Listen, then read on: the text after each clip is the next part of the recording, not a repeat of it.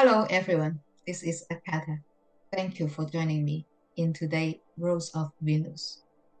I have a special guest, Acharya Shambhu, and I get to know him through Facebook, and he is doing the Tantric Śaivism. And I have joined him in a group silence meditation, which helped me greatly to go back to in tune with my inner world. And today we will also present his new book. And let's present Shambhu. How are you? I'm great. Greetings from the beautiful Hawaiian island of Kauai. Thank you for inviting me, and so glad to be here. Yeah, thank you so much. Well, before I was saying that you are doing this tantric Shaivism, and I'm so sorry for my ignorance. Can you explain a little bit?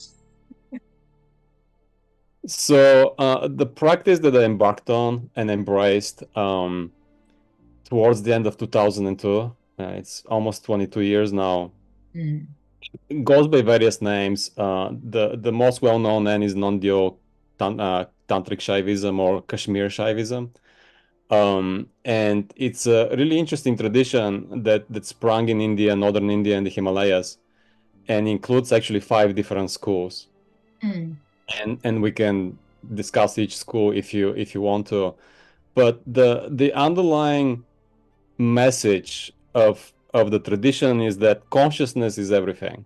mm, That consciousness through its aspects, the light, which is inherent part of that consciousness, and self-reflective awareness illumines all beings and all levels of reality. And what really drew me in, and I explain why, is that if that's the case, if that's the teaching, and if that's the practice, if that's a reality you can find in yourself, that everything is the light, and that light is self-conscious, and that light is self-effulgent and so full in itself, and that illumines all of life, and as part of that illumination, it hides itself as part of that playfulness, right? That's mm, part of its inherent nature. And if that's all true, that means each of us are sparks of light. And the spiritual practice is discovering that inner light that's not different from the source light, if you will. And really appreciate the joy and the bliss of that freedom that's inherent in our source, which is that light. And this is our essence, unbounded luminous consciousness. Luminous referring to the light, unbounded, it's completely free in itself. mm, And in this tradition, there's a term called Svatantri Shakti, which means the energy of freedom. It's understood that's the highest energy. That's the highest expression of that light. It's infinitely free. How can it create this amazing universe or universes and planets and trees and people and all of it? It just boggles your mind. And it's interesting because the way I tried a few different traditions and practices before I landed on Kashmir Śaivism. mm, In my early teens, I'm originally from Bulgaria. Very small country, but extremely beautiful country. And we can talk about it later. And I'm kind of like making a full circle from Kauai, spending my summers in Bulgaria and discovering the ancient spiritual traditions of Bulgaria, which predate anything in India, for example, which mm, was a major revelation for me. So I had to go to Hawaii to realize that I had to go back to my country of birth. And I had always wondered, how they say you choose where you get born, why I chose to be born there, what happened. mm, Um, and when I grew up in Bulgaria in my early teens, I had a near-death experience. I almost drowned. I grew up in the mountains. We were at the river and kids playing in the river. I didn't know how to swim. mm, And it was a little waterfall and everybody was jumping and having fun. And I was up there wondering whether I should jump or not. Evaluating the pros and cons. Okay, I cannot swim. Maybe not a good idea for me to jump, right? I learned to swim first. But someone pushed me mm, and I fell to the bottom of the pool. It was quite deep, maybe 3-4 meters. And what was interesting, Akata, is I had no instinct for survival whatsoever. I wasn't kicking with my legs or my arms trying to swim up, nothing like that. I fell, of course, I fell all the way to the bottom like a stone. I sank like a stone. And it was so peaceful. And that essence of peacefulness just felt like home. And as I began to leave the body, right, at the point of drowning, and I began to cross over, all I could see was the light of consciousness. Pure white light. You know, I joined a couple of years ago NDE group, near-death experience group, just for, it was on Zoom, people, 20, 30 people sharing their near-death experiences. Literally everybody, their near-death experience was, there was paradise on the other side, there was people meeting them, there was a party, there were cakes, there was champagne, right? All of this. It's very typical experience where people who have passed on before you, your grandparents or parents, meet you on the other side, right? In my case, none of that, right? It was like really simple, the presence and the light of consciousness. Maybe I was 11, 12 years old. Okay. And of course, I couldn't make sense of it. And when someone dove into the pool and they took me out, I was so angry to be back into this planet, into this body. I just wanted to go there. I just wanted to be and repose and be with that light, because that's our true home. That's where we all emerged from.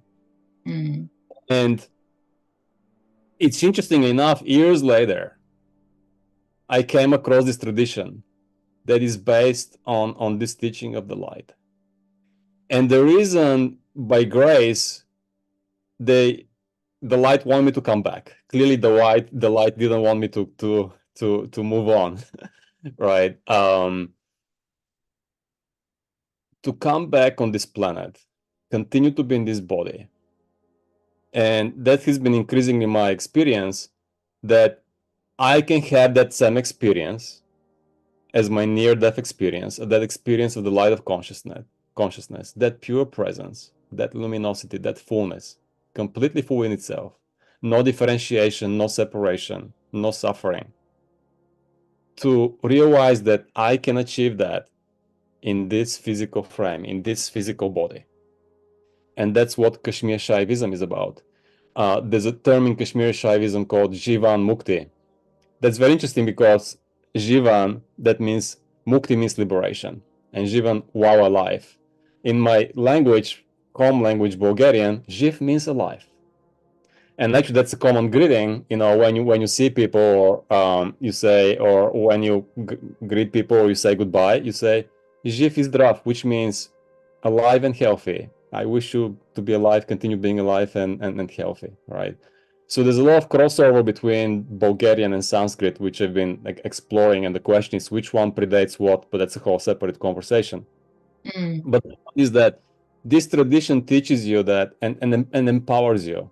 It's telling you it's your birthright. You're not a sinner, right? Yes, you have karma, and the tradition helps you understand how this karma comes about, right? But you can burn it completely in this lifetime. So it's a very empowering, very elevating tradition. Actually, it's so elevating, the highest divinity in this tradition, that's why it's called Kashmir Śaivism, is Shiva, which is just a name for consciousness. And my name Shambhu is one of the many names for Shiva, and Shambhu is kind of the benevolent form of Shiva in non-dual Tantra. That my teacher gave me when I took vows in India 7-8 years ago to become a teacher, which that's what Acharya means. So Acharya Shambhu means Shambhu, a teacher, right? And for me, that was a way to bring back a sense of gratitude and thankfulness for that light that demonstrated itself at my near-death experience. And then years later brought me back into a tradition that confirmed my near-death experience and helps me realize every day, by embracing these practices, that I can find that light while in this body. And what's interesting is that when you begin to transition, at least in my experience, I don't know about other people, it wasn't like you're going from some wormhole to the other side of the universe where God is, or where the light of consciousness is, right? There was none of that. It was like the light, it was right here. There was no long traveling through a tunnel, right? Hopping on a spiritual train, enjoying the view for hours and hours and hours while your soul is being transported to the other side of the universe. None of that. It was right there. And I listened on YouTube. There was an interesting guy the other day. He has the ability to travel across the 12 realms of creation, from human, right, this earthy realm, all the way to godhood, traversing the angelic realms and all of that. And he's done it thousands of times or something. And he basically said the same thing. It's not like the earth is here and God is somewhere else, really far away. Actually, the earth is the center. Just all these realms are just different frequencies, right? And that was my experience, that this body has a certain frequency. When I look at the rock, it has a lower frequency, right? The body has a higher frequency. Then my mind, my thoughts, my emotions have even higher frequency. Then my awareness is even higher. And the layers of awareness that this tradition describes, from, okay, I know I'm thinking, I know I'm aware that I'm aware. Then you go into a thought-free state. And from there, you begin to penetrate with your awareness into what I call the pure tattvas, the pure levels of reality, where you begin to realize how, and that's one of another teaching in this tradition that really drew me in, is that it's so fascinating that this blueprint for creation first happens within God's mind. And part of that process is the bindu point, the still point. And then that becomes the individual and nature and objectivity and this amazing play, which is the expression of this freedom of the light of consciousness. So that's how my life basically did a full circle, from my early teens, my near-death experience, and coming across this tradition and embracing it over the last 20 years. Well, there's a lot of information there. And I think, okay, for instance, the first point of where we choose to be born, the kind of family, the kind of country, there is always a reason. And as you make the connection between Bulgaria and the Indians, the Sanskrit and the Vedic significance of the word. Mm-hmm. And we talked about that before, that there are so many words that you find in Bulgarian language that corresponds to the Sanskrit. Mm-hmm. And the fact that I think through my esoteric study and the galactic astrology study that I have been doing, that I come to understand what today, when we divided in countries, in cultures, and in religions, and in philosophies, whatever that is, aren't we all come from same source? And somehow we just divided into different little categories. And I think today, like, I am in a place that I can embrace your study. I can embrace someone else that studies something else. I have no objection in that. For instance, even in astrology, there are so many fields of astrology. And is the Mayans the best one, or the Vedic is the best one? I think that we should stop actually comparing who is better or worse, but how you see it. Show me. Teach me. And if I can... I cannot teach you. You are your own teacher, right? You have your own journey. I cannot impose my journey or my teachings onto you, right? But you can enhance. We are the complementation of knowing how we come to today's world. That's why everyone is studying. I think, like, when you are studying something that is different, it's a complementary to what I already know, and there's still so much I don't know. Yes, It's such a good question, Akata, and there are a few nuances I can touch upon. Another really powerful teaching about this tradition is that, just think about this, how can this one light become many? When you read these tantric scriptural texts, the beauty of them is that they give you that unfoldment of the one light into multiplicity, step by step. These ancient inner scientists, by going inside, they realized how that process, how that happened. And they give you both the descent of consciousness into humanity and the ascent step by step. It's incredibly precise, and I really like that. And I've been studying this tradition for 20 years, and it takes some time getting used to the terminology and the teachings, but slowly begins to seep into you and begins to work you. And they give you, just to give you a sense, one of the core texts of this tradition is called Vijnana Bhairava Tantra. There are 112 meditations there. So they don't give you one. They're not dogmatic in any way.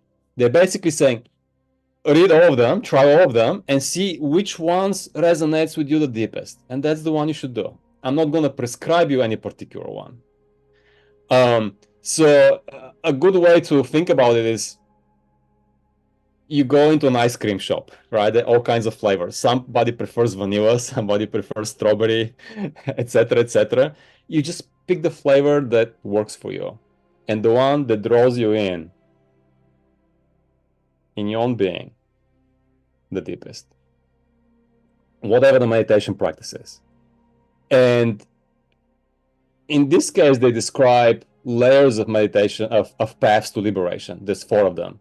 The first one is the path of the individual, which is the embodied path. I can meditate on my body, I can do yoga, I can chant mantra, I can do a physical ritual, I can meditate, I can do visualizations. Breath practice is probably the core one within that embodied means.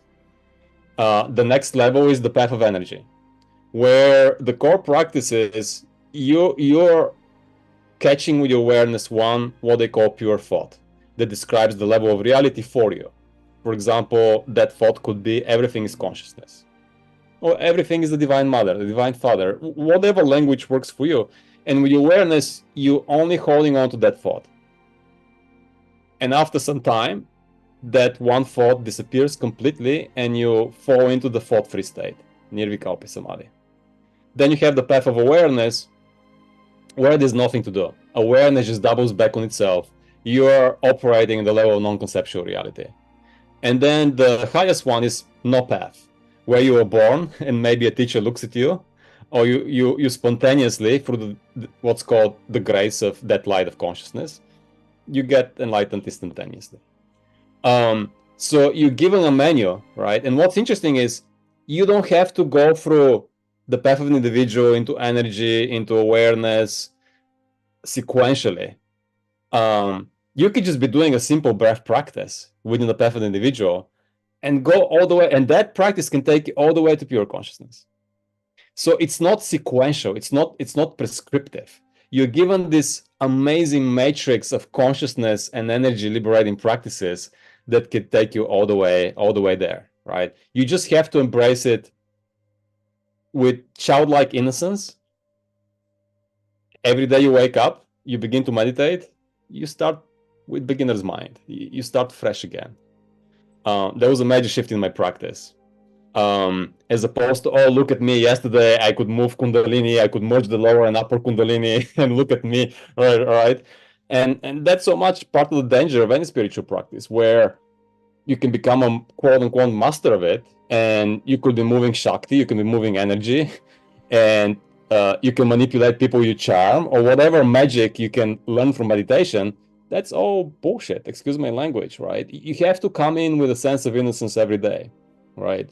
And when you open your eyes and, okay, I've been doing and you see so many examples, even of famous teachers who've been doing a practice for 10, 20 years. And then one day when they wake up and realize, oh, this new practice can take me higher, right? Maybe I've maxed out how far this practice can take me, right? So we can jump between traditions and whatever, or within one tradition, you can jump within different lineages and flavors and all of that.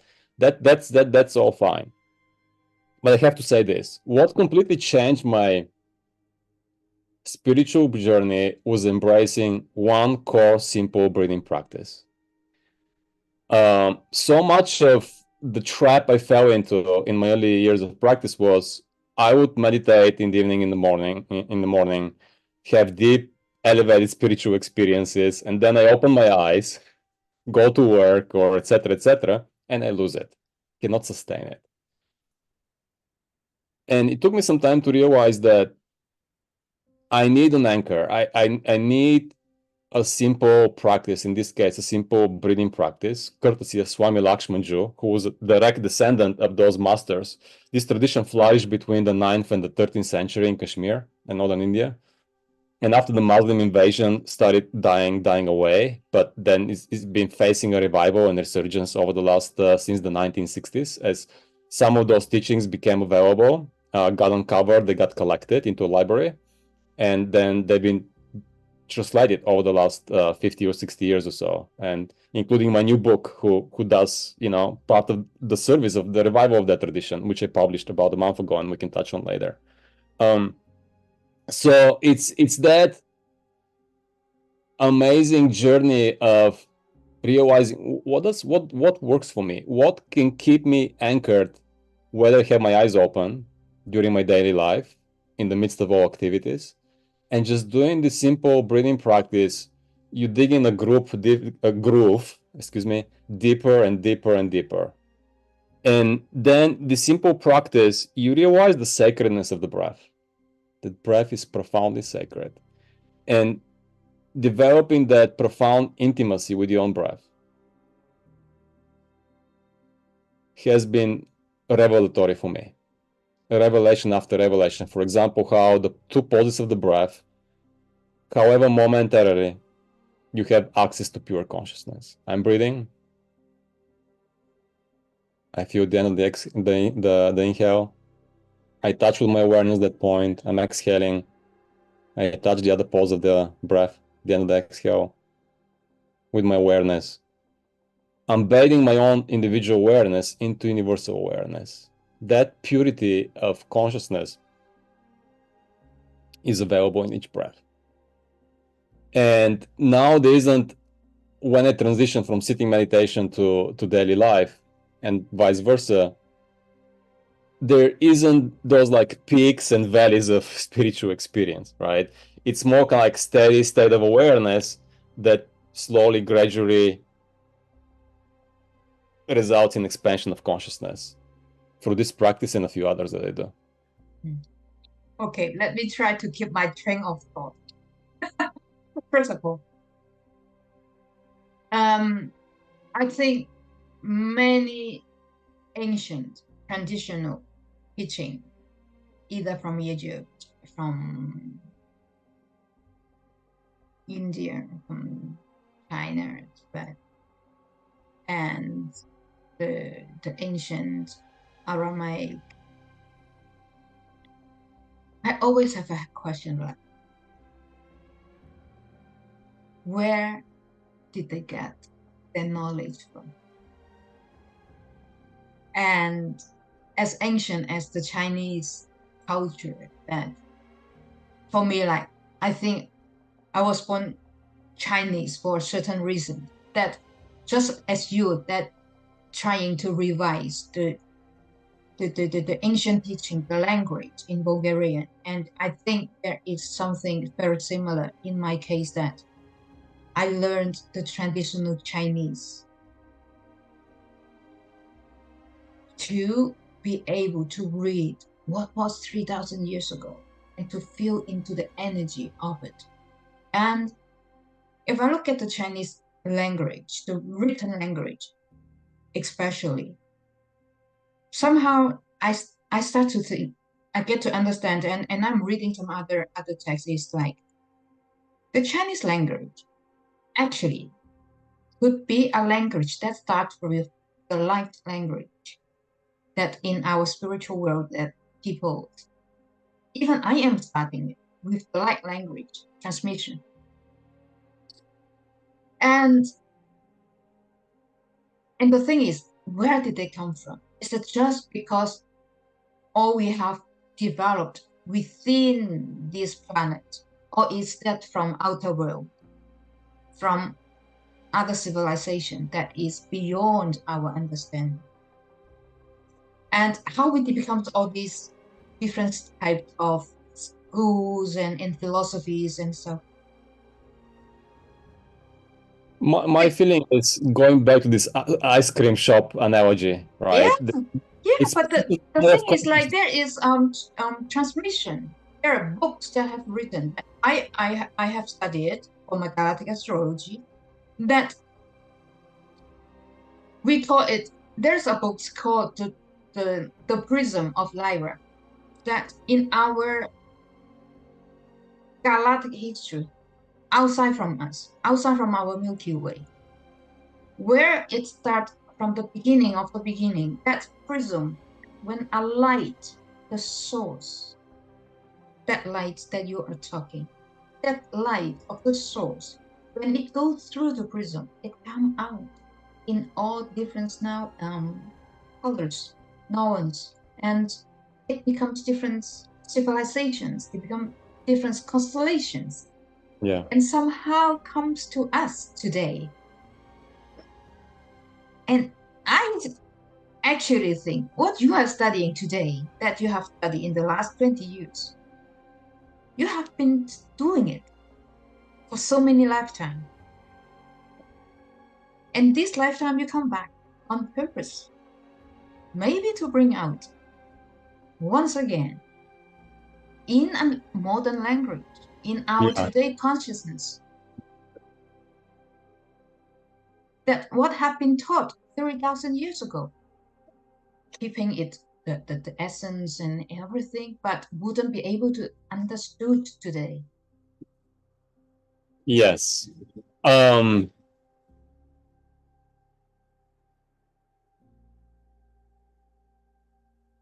would say, just going back to the very beginning of our conversation, if we're children of that one light, that essence of that light is within us. It's just been covered. And there's something called karma. And this planet in particular, at an individual level and collective level, we have tremendous karma. Just look at the history of humanity, at least the written history that we're aware of. And whatever race we're right now, the 5th, 6th, 7th, who knows, right? And we might have been way more advanced than we are in the past. Something happened, cataclysmic event, or maybe the prior versions of us were here and ascended, right? And there's just no written record. Whatever the case be, all I know is that right now I'm right here in this body. I can speculate all I want about the history of humanity, the different traditions, the languages, whatever. I know what I'm given right now. And with what I have right now, all I care about in this lifetime is to become free. For me, I don't want to come back here on this planet. I've been here long enough, many enough times. I'm just done, and I'm maxing this life to the fullest. I have a wife and I have a daughter. I have a job in software. I'm a spiritual teacher. I just wrote a book. I do water gardening. I mean, I'm just exploring all aspects of life and just enjoying it completely. And on a soul level, I know I'm just done with this place, right? I've done this dance long enough. It's time to wake up. It's just time to wake up to our inner essence. And if the light at some point decides to, like, okay, Shambhu, it's time to go back to Earth and help out or whatever, fine. The light is the boss, right? But on the soul level, right now what I feel galactic astrology, we can tell you. not exactly, but more or less constellation. You can go next lifetime. Yeah, I mean, my Vedic astrologer told me that this is my lifetime for completely liberation. No, after here, you are saying after this time, after this lifetime, you won't want to come back in this earth, and we can actually pinpoint more or less the constellation that you can go after here. Isn't that interesting? I mean, I don't want to go to another constellation, another world. Abhinavagupta, who's kind of like the guy who synthesized this non-dual Kashmir Śaivism tradition, he talks about 118 worlds, right? I don't know whether I just want to go back to the light. That's what draws me in. I don't want to develop, you mentioned China, right? All this tradition of developing the rainbow body and traveling around the universe and all that. I'm not interested. I just want to go home. I've played long enough. I've played long enough, right? It's just I want to discover the part of myself and abide in it, right? And that's it. Well, I think we learn also that also through meditation that we can go home anytime. I go back to the great silence. Very often when we do our group meditation. Yes. I just go and come back. Enjoy the time there to be so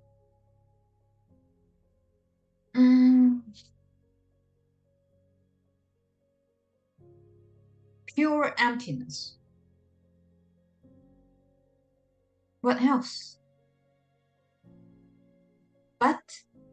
But I think as a soul, the soul journey, not this physical body, the soul journey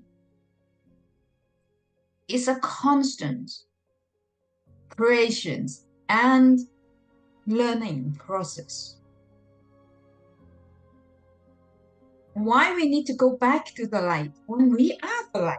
As you say, we are that light. We are, and we carry it inside of us. And it's just a matter of, if you will, probably that's not the right word, but not stabilizing, but abiding in it, reposing in it 24/7, not coming out of it, right? So you mentioned the word, I enjoy this great silence, and then you want to come out of it, right? I don't. I just want to stay in it completely, right? Permanently, right? That's what I feel deeply at the soul level, right? That this is an old soul that's embodying this body, and this soul has played long enough. And look, I mean, this tradition talks about, and the book I published in December, a little bit more than a month ago, it's called Sacred Repose. Yeah, let's go into details about that. With Ben Williams. There's a little section there we talk about ever new creation. That light creates all these individual souls, right? Some of them maybe go back and merge back completely, and then that light is going to create another soul, right? With different flavor, whatever the case might be, right? So over and over again, right? It's never-ending expression of that beauty of the light, right? Externally through individuals that supposedly look different from each other and from that light.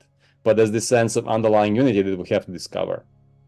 And it's very interesting, going back a little bit to the earlier point, and then we transition to the book about, well, why did I choose to get born in China versus Bulgaria versus Peru or somewhere else, whatever the case might be. And I think there's a reason. It's just each of us has to uncover that. In my case, I moved to the Hawaiian island of Kauai 6 years ago. And Kauai drew me in. It was clear to me that I had to be here. And it's got this beautiful, pure heart energy and stillness about it. And I go to the beach almost every day for a long walk with my dog and play with the dog and take a dip in the ocean. It's truly wonderful. And I was meditating on the beach in 2020, about 40 years ago, and got into deep stillness. And this inner voice told me to start spending 1 hour a day in stillness. Clearly I needed it. And I could have said, oh, this is my imagination, whatever, but I was immediately, yes, ma'am. Yes, father, yes, mother, I'm going to do it. And that's completely changed everything for me. Spending the time a day in stillness and not trying to create any spiritual experience or move kundalini or create light in me or whatever, but stay in stillness and allow that higher intelligence that's well beyond my mind, my limited mind and ego, to work me. It knows better than me what I need to clear, what karmic debris I need to clear today, what tweak in the spiritual technique I'm using. I need to work a little bit more, right? And the result of this investment in spending 1 hour a day in stillness has been just being able to hear more. And one of the messages I heard from that same voice was a couple of years ago. That same voice told me, go to Bulgaria, because that's where it all started, period. It did not tell me, well, it all clearly started for me from there and the Bulgarian people from there, but the message was clear. It started for all of us. And that's a pretty crazy statement to make, right? And we can do another podcast just on my experience with the womb caves and megaliths in Bulgaria, which are ancient. I'm talking about, I am certain they're millions of years old. And they are the primal temples of the creator himself, herself. Just amazing purity of energy, where you go to these places. I've had wonderful experiences in India. Wonderful. It's been the catalyst for my spiritual growth. But everywhere you go, there's a religion, tradition, lineage associated with all the places there. In Bulgaria, there's none of that. There's no religion, there's no tradition, there's no lineage associated with them. You sit in those womb caves, and there are hundreds of them. You sit by those megaliths, that thousands of them. I think possibly tens of thousands. And you close your eyes, and they've been activated by the creator and by the ancients with different processes, and you're being worked, because it knows better than you what you need to go through in the moment. And that was just so shocking for me to discover, right? I had to go on the other side of the world to Kauai to hear that message, go back to Bulgaria, right? And I've spent the last couple of summers there, and it was absolutely transformational for me. Experiencing this felt sense of the Divine Mother in my heart at the different womb caves. Or your spine, your central channel beginning to vibrate with the resonance of pure consciousness, just sitting by the megaliths. I mean, I couldn't have done this by myself, but it's right there. It's embedded in those places. And discovering that Bulgarian language is very ancient language. And how do you know an ancient language is ancient? When you take a word and you break it down, and it has deeper layers of meanings, that tells you that the genesis, the beginning of that language, was based on spiritual principles of balance and harmony and light. And I'll just give you one example. In Bulgarian, the word for consciousness is saznanie. And here, in this case, you have two layers of meaning. The first one is sas znanie. That literally means with knowledge. So the word itself is telling you, the word for consciousness. Consciousness means with knowledge. Just how profound that is in and of itself. Consciousness means with knowledge. Now the question is, what type of knowledge are we talking about? In this particular case, you can break it down another level. S, as, na, nie. That literally means with me to us. So what is that knowledge? That knowledge is taking the sense of me, of I, limited I, and expanding it to the sense of us, of that oneness. How amazing. In just one word, saznanie, you have everything you need. Our ancestors and their creator embedded that in the language itself. And now there's a whole interesting discussion about whether there was one source language and then derivations of that language, right? My feeling is that Bulgarian predates Sanskrit, and I potentially, and that's a controversial statement that some people are gonna think I'm crazy saying, that Bulgarian is the source of Sanskrit, not the other way around, right? And I have lots of ways I can prove that, or begin to prove that. So whatever the case is, there's this cross-pollination between Sanskrit and Bulgarian. For example, by knowing Bulgarian, when I read Sanskrit, I get deeper layers of meaning that a Sanskritist wouldn't know because they don't know Bulgarian. And of course, it's the other way around as well, right? So it's a whole interesting discussion. Maybe just to mention one more, the word for freedom in Bulgarian is svoboda. And here the correlation with Sanskrit comes in. Sva in Sanskrit means you own. Svo in Bulgarian means you own. It's exactly the same thing. Bodha in Sanskrit means awareness. Buddha means awake, right? Same thing in Bulgaria. There's a village in Bulgaria called Probuda, which means someone who wasn't awake but became awake. Pro makes it someone became awake, right? So svoboda literally means you own awakeness. The word for freedom in Bulgarian literally means you own awakeness. That's freedom, right? That's that level of consciousness, of expanding from the sense of I to us, right? So whether you were born in the Czech Republic, Bulgaria, Spain, China, whatever, right? I think if you have the time, exploring the wisdom embedded in these ancient languages, whether it's Sanskrit, Chinese, Bulgarian, whatever the case might be, there's a lot of nourishment and resonance there. And what's interesting, Akata, is in non-dual Tantra, they talk about 4 layers of speech, of language, if you will. One of it is what we're doing right now. The lowest is the spoken language. I'm speaking, there's energy coming out, you can hear it, you process the language. That's the spoken language, is the lowest level. The one above it is the level of thought, mental energy, right? Which of course we express through words, through the lowest language. Then above the level of thought is what's called pasyanti, which means visionary language. It's this non-conceptual language above the level of thought. And then above that is paravach, which means the supreme language, right?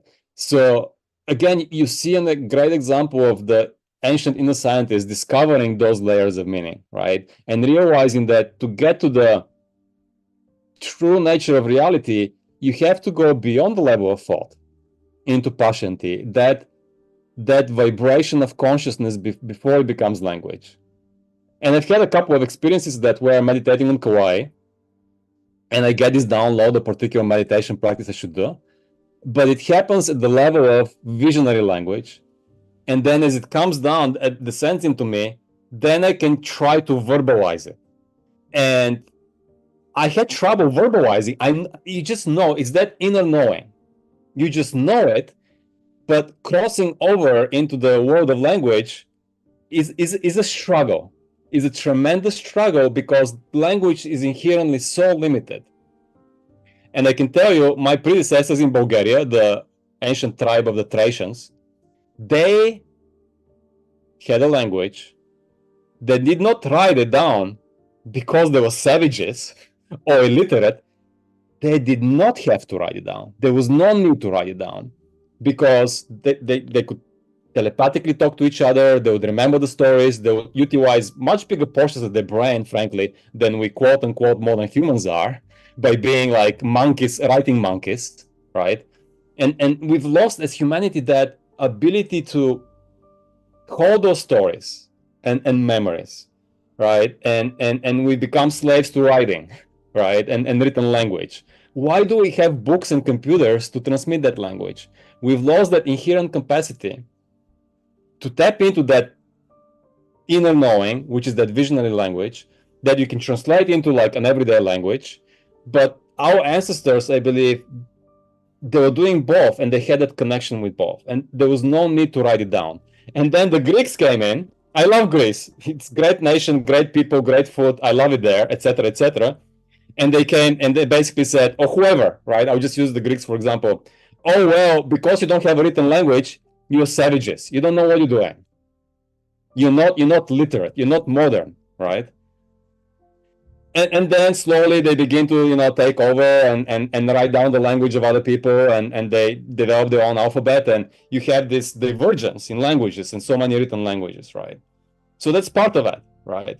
So it's just that stupid human drama, right? Where someone else is trying to impose their view on the world or reality onto you, right?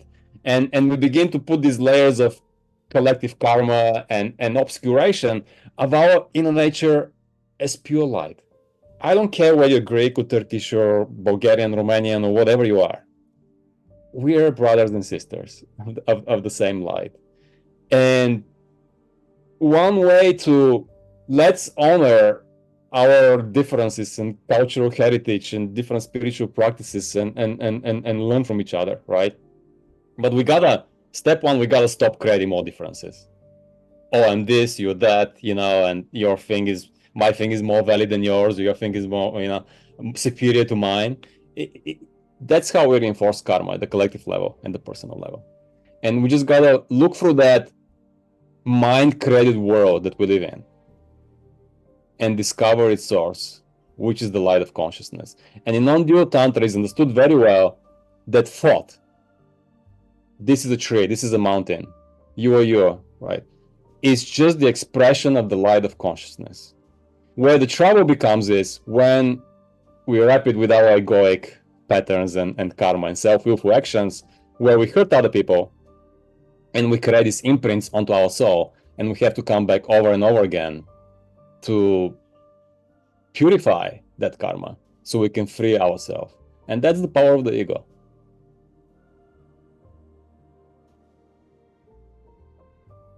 I do study I Ching from a very different perspective.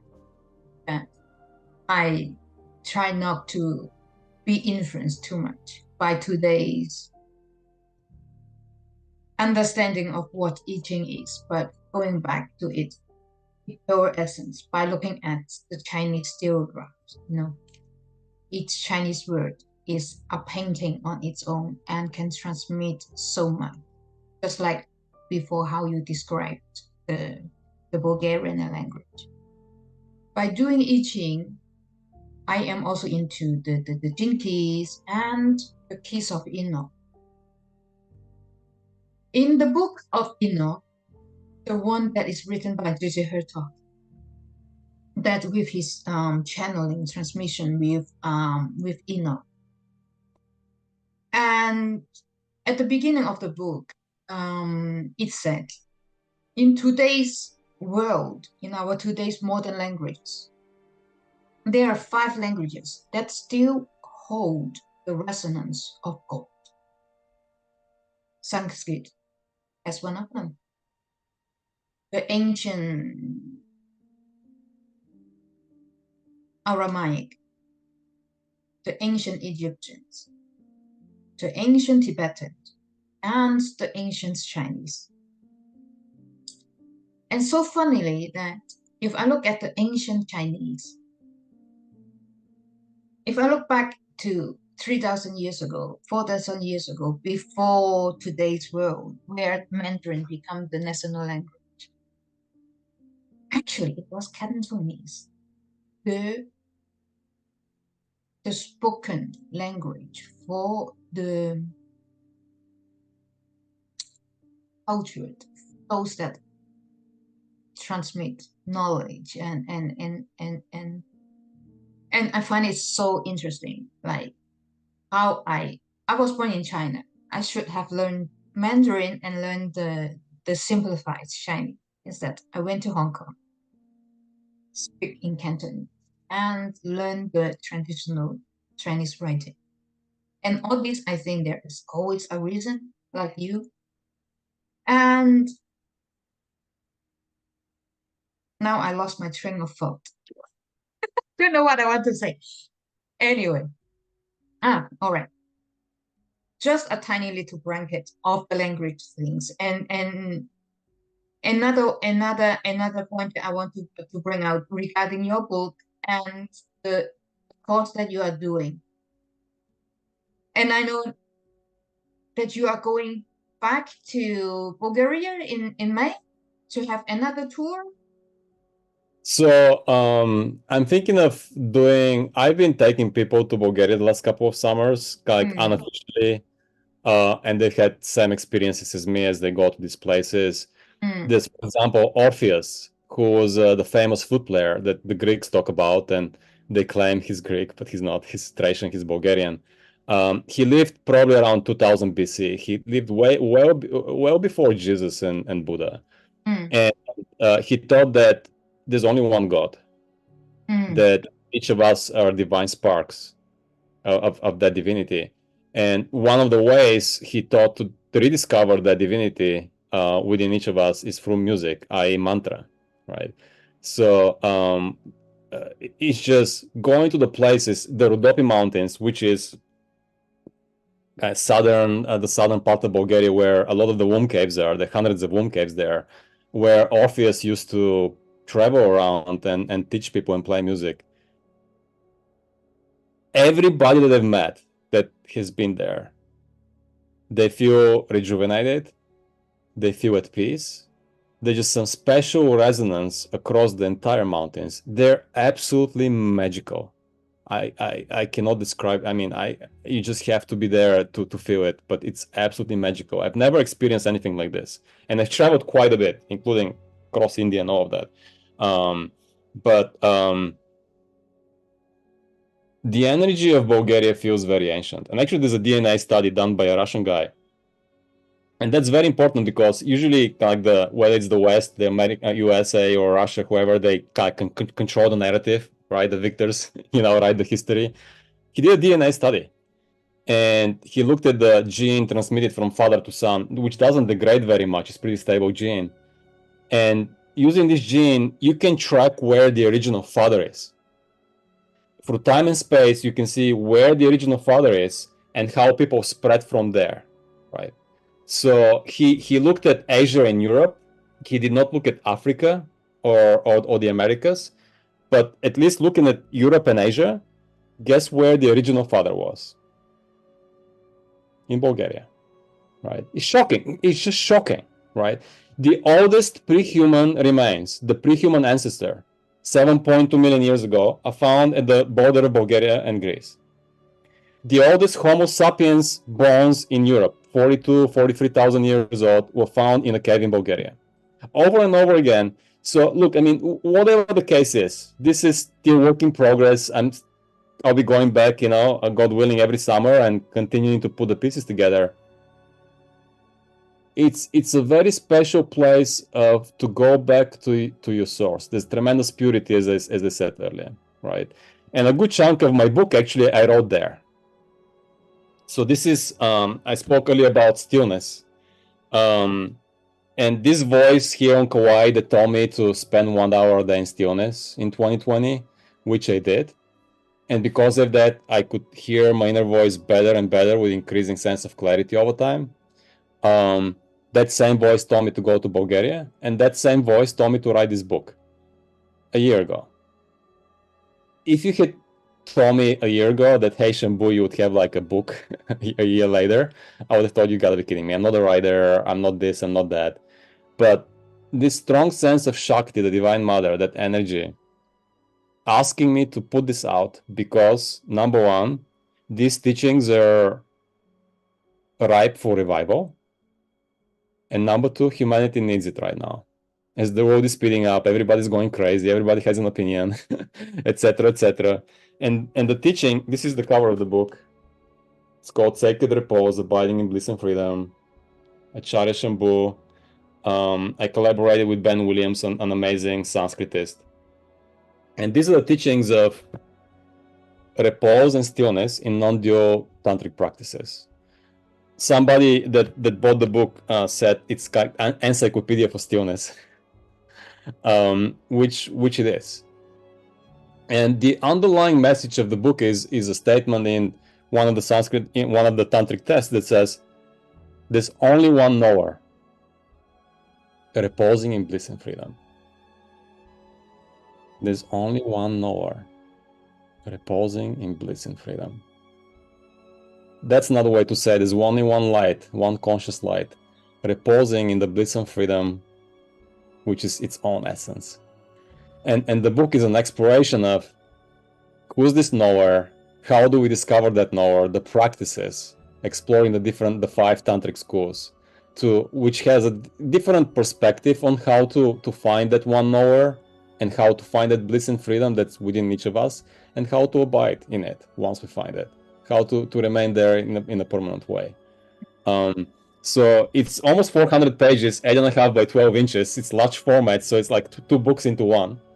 And it's doing really well, really good feedback on Amazon. You can see 5-star reviews there only so far. And people ask me to do a workshop on the book, which I'll be doing starting March 9, 10 or 11 week, 2 hours each Saturday workshop, where we're going to be ascending into the different levels of repose. The highest level of repose is consciousness, the light reposing in itself.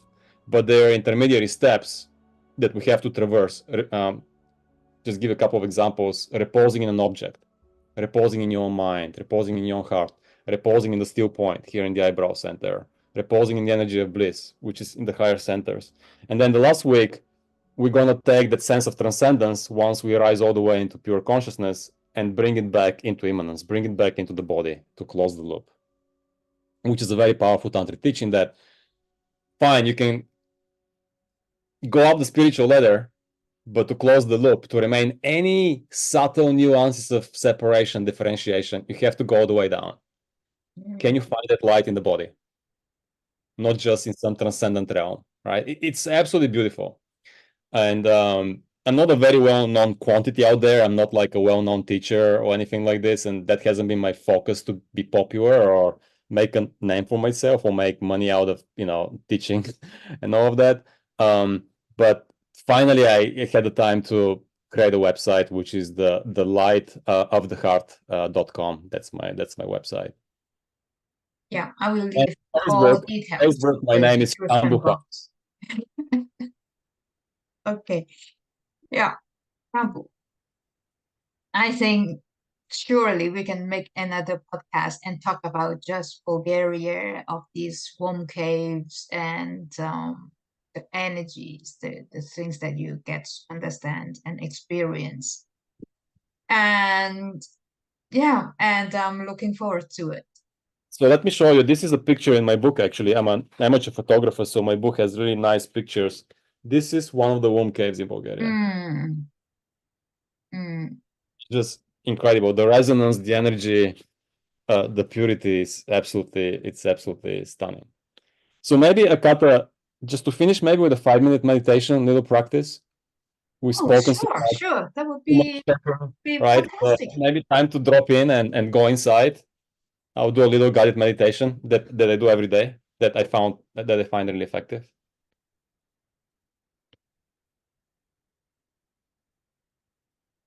So just taking a couple of deep breaths, feel your body from head to toe, just dropping into the body.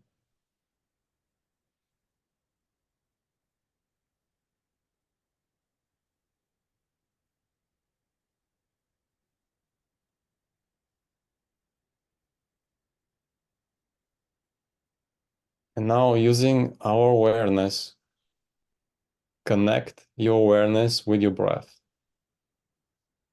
Just watch your breath. I'm breathing in, I'm following my breath with my awareness.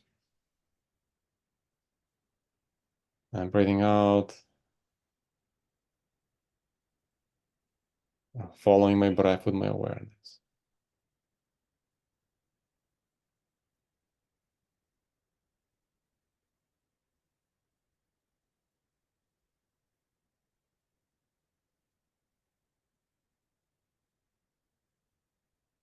In a sense, you're witnessing your own breath with your own awareness.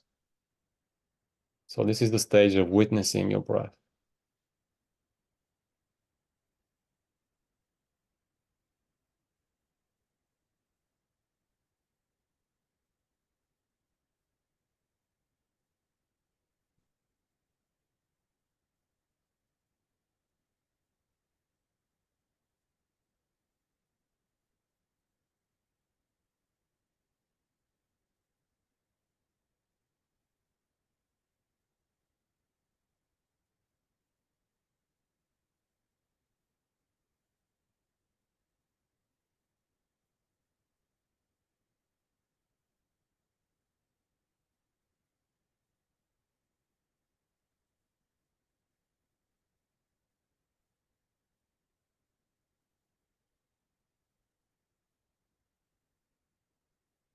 Now go deeper into the breath with your awareness. It's like becoming one with the breath. We're no longer the witness of the breath, but we become the breath.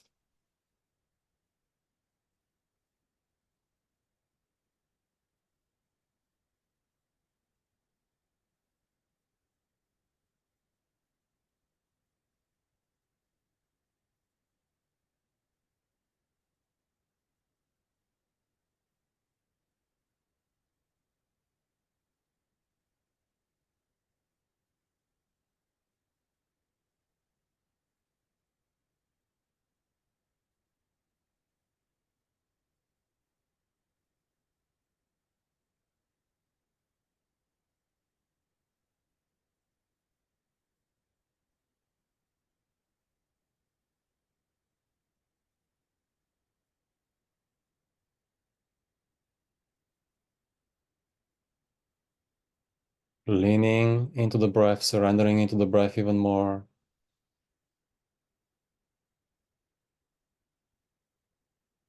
Feel profound intimacy with your own breath.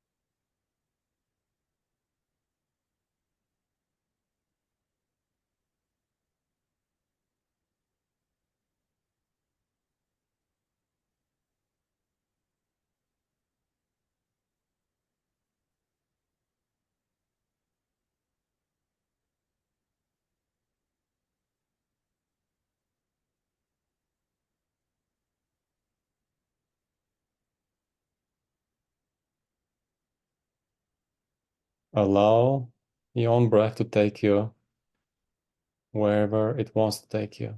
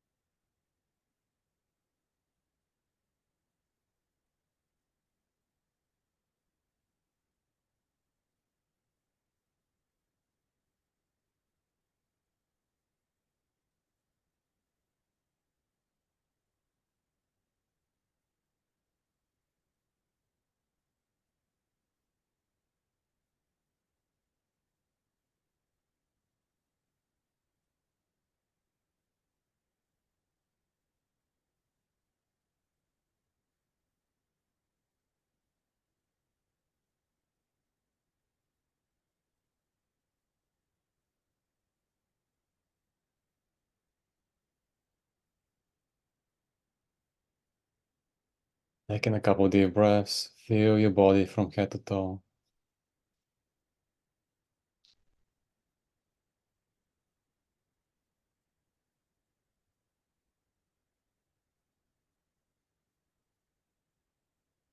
Opening your eyes when ready.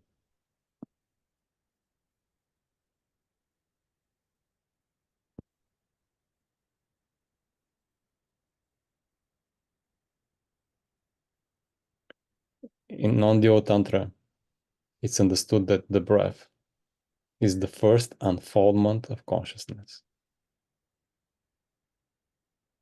Every secret is in the breath.